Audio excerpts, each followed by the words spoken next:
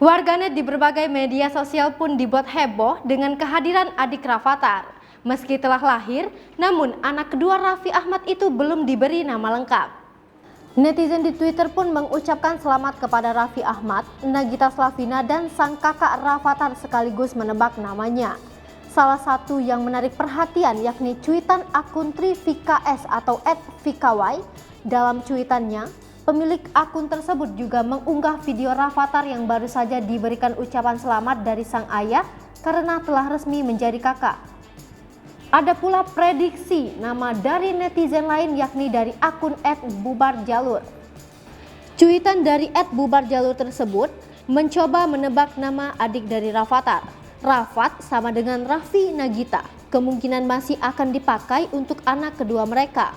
Berarti kemungkinan nama yang dipakai Rafatlas, Rafatime, Rafadi, Rafatul. Pengguna Twitter lainnya pun turut berkomentar usai kelahiran anak kedua pasangan selebriti tersebut.